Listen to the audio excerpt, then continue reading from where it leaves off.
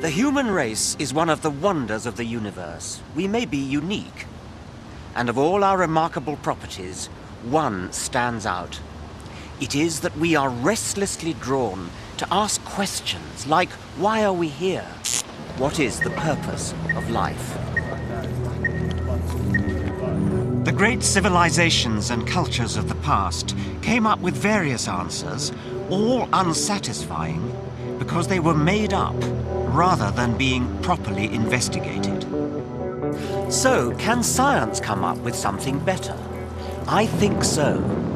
It may sound presumptuous, but I believe science can tell us why we are here, tell us the purpose of human existence. The answer is an optimistic and inspiring one.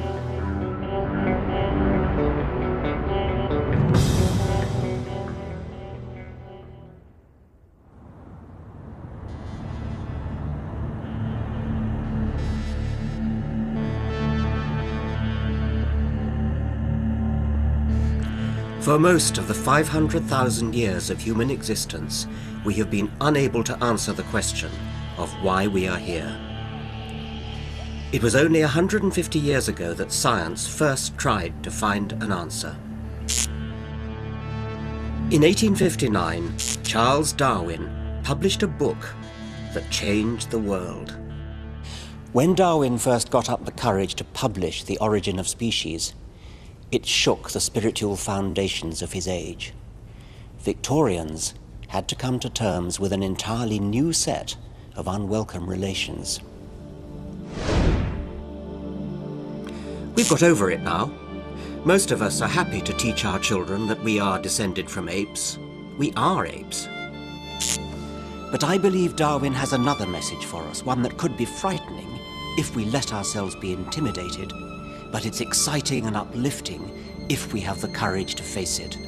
Not only did Darwin provide the answer to the question how we came to exist, I believe his theory provides the only answer we're ever likely to get to the ultimate question, why we exist. What is the purpose of life? There are some 10 million species on Earth. The displays here at the Natural History Museum in Oxford represent only a tiny fraction of them. But before Darwin, no one knew how animals came to be so varied or so complex. Every last detail of every creature's body and behavior seems exquisitely tailored to its environment. The platypus's webbed feet are built for efficient paddling, and its duck bill is a radar, electrically sensing its prey in the mud. As for the cheetah, its sleek and nimble body is a formidable machine for catching prey. For centuries, people tried to understand why animals were so perfectly equipped for their tasks. They assumed that there was only one explanation. The natural world was designed, and the designer was God.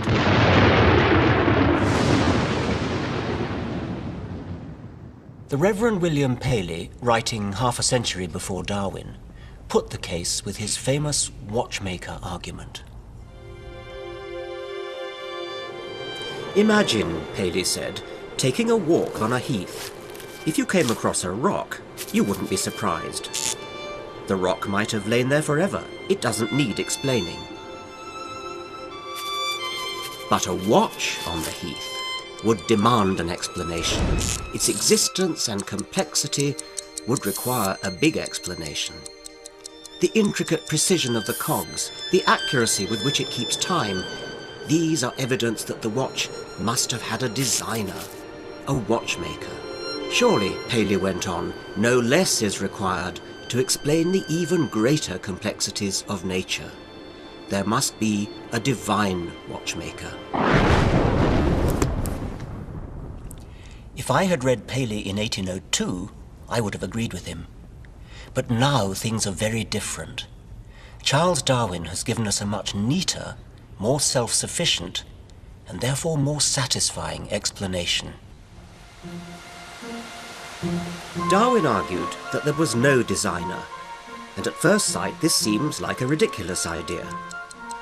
Like Paley's watch, plants and animals appear to be staggeringly improbable combinations of their component parts, all working towards one end. Take the nuts, bolts, cogs and springs of a watch and recombine them at random as many times as you like. Only one arrangement tells the time. As the astronomer Fred Hoyle put it, the possibility that the parts of a living organism would spontaneously come together by sheer luck is about as likely as a hurricane blowing through a scrapyard spontaneously assembling a Boeing 747. So how does nature do it? Even a fly is arguably more complex than a 747. If there is no designer, how did the complexity and variety of life come about? There's a clue to how the process works in many people's back gardens. There aren't many times when the pigeon has played a starring role in science, but it was this commonplace bird that started Darwin on his journey of discovery. Darwin noticed that pigeon fanciers were able to breed new varieties. By carefully selecting mates, they had turned the ordinary pigeon into dozens of weird-looking birds with weird-sounding names. There were fantails, Jacobins, short-faced tumblers, and a score of other varieties. Darwin knew these all originated from one bird, the rock dove. And the pigeon breeder, Pat Pratt, can demonstrate that Darwin was right. If our fancy pigeons are allowed to breed as they like without any intervention at all from us, then in no time at all they will revert to this wild type. Usually the first or second crosses from our fancy pigeons will show some return to the drab blue colouring of the rock dove. The effort to create different types is called artificial selection. But perhaps, Darwin reasoned, a similar process could occur in the wild. But how could selection work in nature without a divine pigeon breeder to do the work?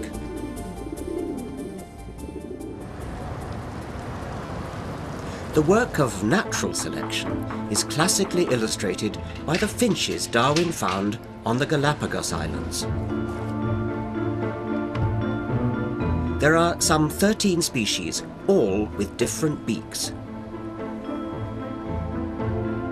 Yet these varieties all evolved from one ancestral species which arrived from the mainland with one type of beak. One now behaves like a woodpecker, using a cactus spine to hunt for grubs. Another now feeds on ticks living on giant tortoises. While a third, the vampire finch, feeds on the blood of seabirds. These are all activities requiring different types of beak. Natural selection is about survival. The beaks changed because the changes helped the finches to survive. And there wasn't a designer in sight. When Darwin first explained evolution by natural selection, many people either wouldn't or couldn't grasp it. I myself flatly refused to believe it when I first heard it as a child. For Darwin's theory to succeed, it had to explain both the wonderful variety of nature and its astonishing complexity. It does both with the utmost elegance. My colleague George McGavin has devised an experiment to show how natural selection works in practice. It explains how insects acquire their camouflage.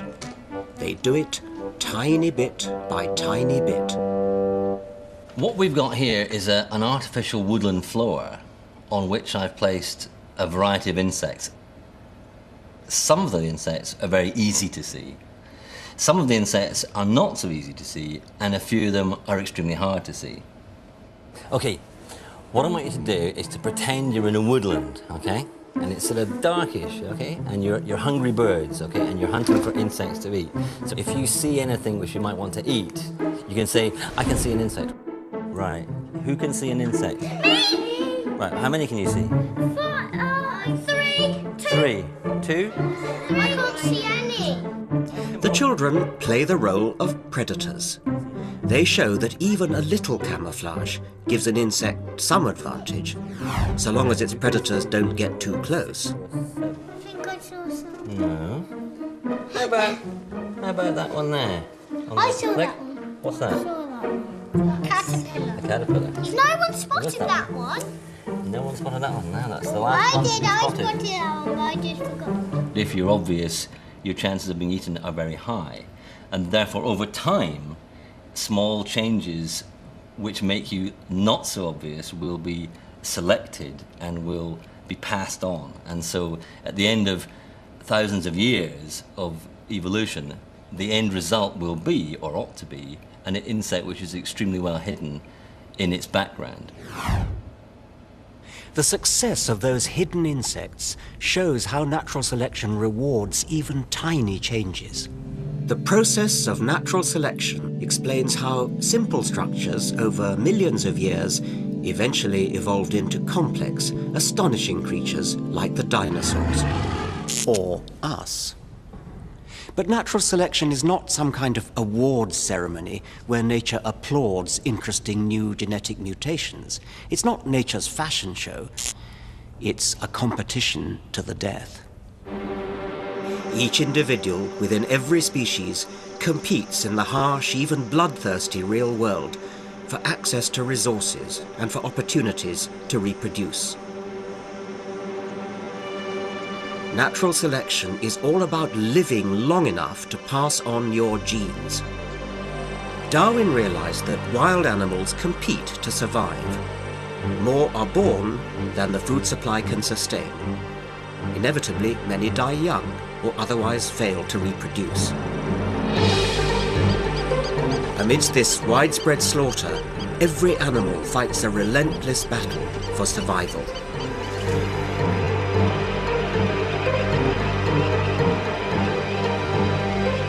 In the natural struggle for existence, some variants were better at surviving than others, and they passed their good qualities on to the future. Natural selection explains how we got to where we are now. But does it also suggest to you a dark and troubling answer to the question why we are here? Natural selection suggests that we, like all other animals, are survival machines. We are here only to compete long enough to pass on our genes. This seems to be the purpose of our lives, the reason we are here. But can this really be the only purpose of human existence? I don't think so. Darwin's remarkable theory offers a second meaning of the word purpose. It's an inspiring one, which accords more fully with our own view of our better selves.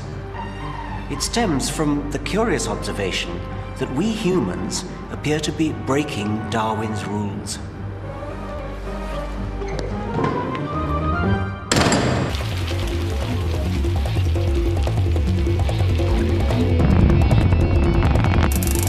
Human behavior in the 21st century seems to have nothing to do with the brutal world of natural selection.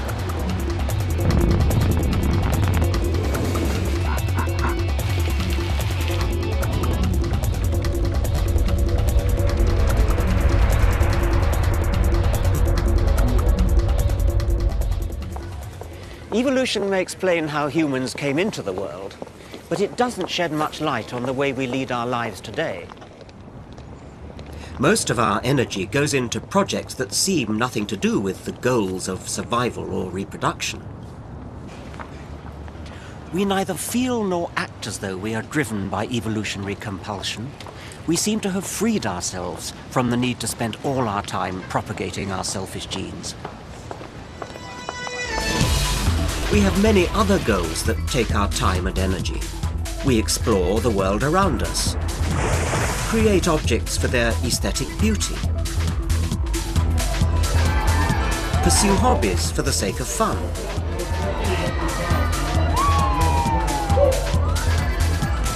And when we have sex, we defy our genes with contraception. If only they could think, our genes would be aghast at all this. I personally am delighted that our big brains gave us the freedom to defy our selfish genes. The unrefined world of natural selection is not the sort of world I want to live in. The beauty and purposeful elegance of living creatures like cheetahs and gazelles is bought at huge cost in the blood and suffering of countless ancestors on both sides. But if the ultimate purpose of our existence is the narrowly Darwinian one of propagating our genes, how can we defy them? Ironically enough, the things that freed us from our genes were also the result of natural selection. And it all began millions of years ago in Africa.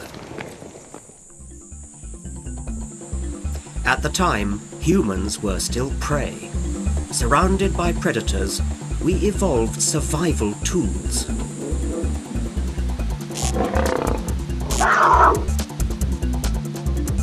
And the most important of these was the brain.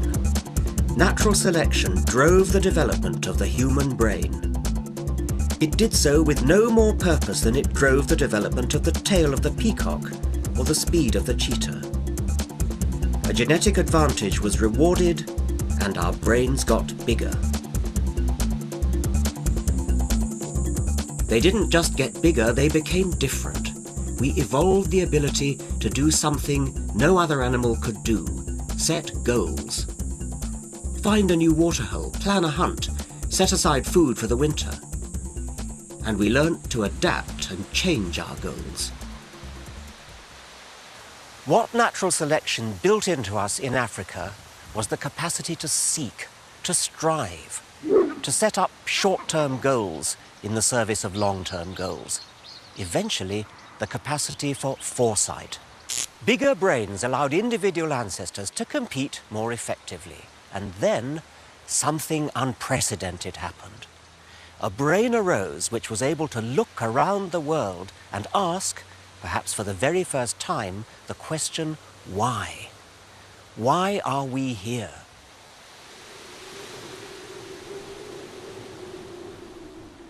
We were no longer content to do what nature told us. We had begun to think about other goals that suited us. And we had a tool to express those goals: language. Speech lets us share goals. And a creature able to communicate its goals begins to think purposefully, act purposefully, create purposefully. And even more amazing, through language, our goals can take on a life beyond any one individual.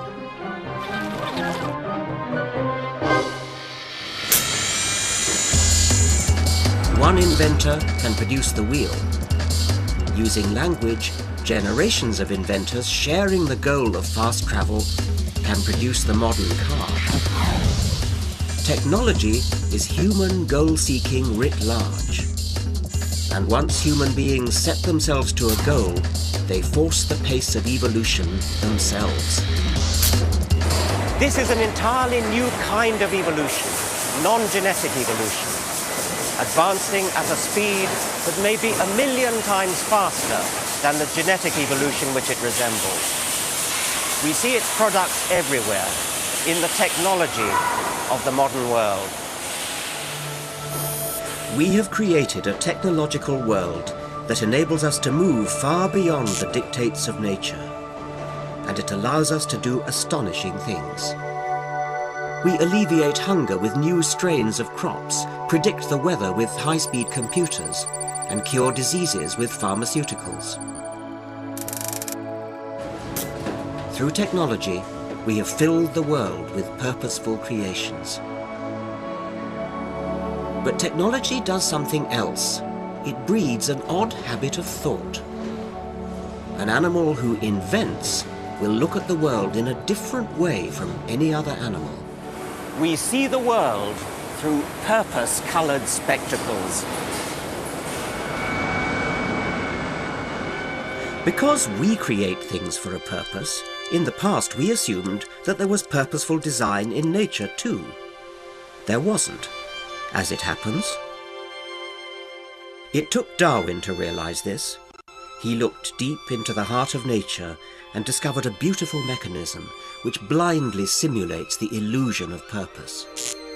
For the first time, an evolved creature had seen beneath nature's veil and worked out what nature was really up to. And it's this spirit of inquiry that drove Darwin that gives our life meaning and still drives us today. Powered by our technical capacity, our flexible behavior, and our rapid communication of new ideas, we have burst out beyond the confines of our atmosphere to explore new worlds.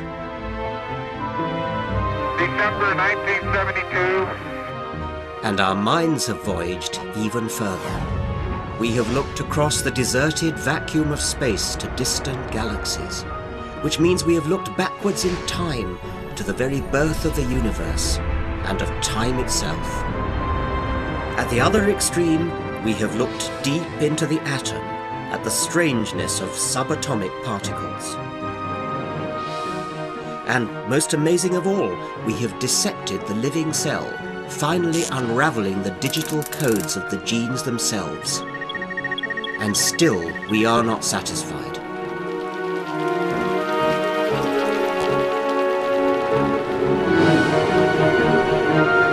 We reach out in our search for meaning, until we suddenly realize it is we who actually provide the purpose in a universe which otherwise would have none. Nothing else can do it, at least nothing we know of.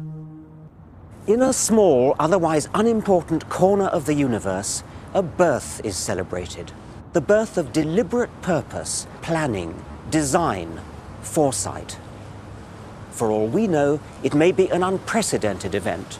We have no evidence that it's ever occurred anywhere else, and after we are gone, it may never happen again.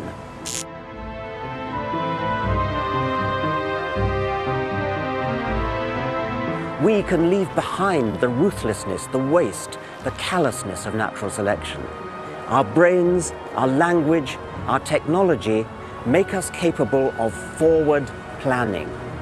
We can set up new purposes of our own.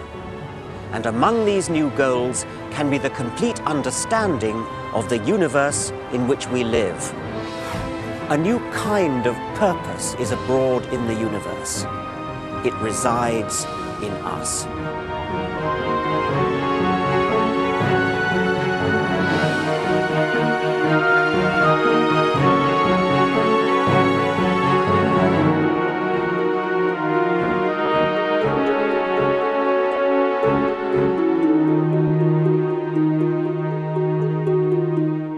Came up with various answers, all unsatisfying, because they were made up rather than being properly investigated. So, can science come up with something better? I think so. It may sound presumptuous, but I believe science can tell us why we are here, tell us the purpose of human existence. The answer is an optimistic and inspiring one.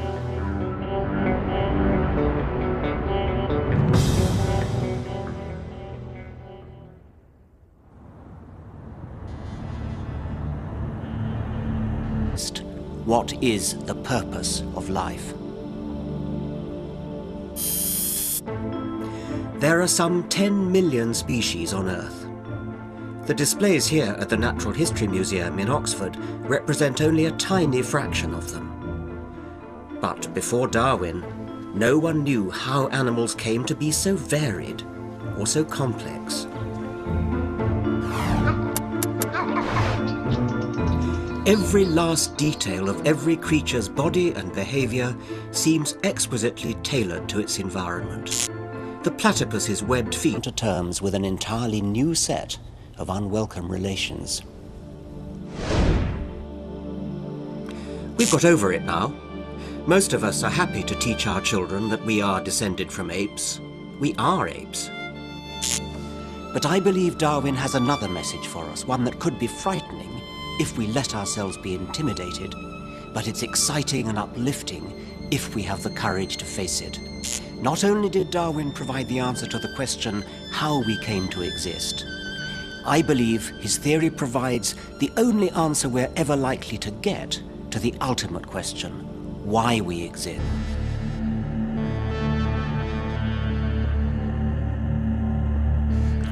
For most of the 500,000 years of human existence, we have been unable to answer the question of why we are here. It was only 150 years ago that science first tried to find an answer. In 1859, Charles Darwin published a book that changed the world. When Darwin first got up the courage to publish The Origin of Species, it shook the spiritual foundations of his age. Victorians had to come.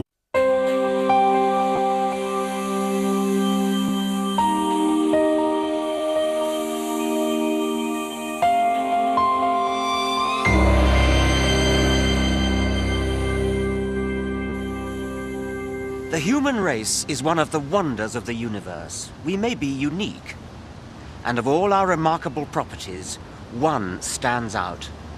It is that we are restlessly drawn to ask questions like, why are we here? What is the purpose of life? The great civilizations and cultures of the past came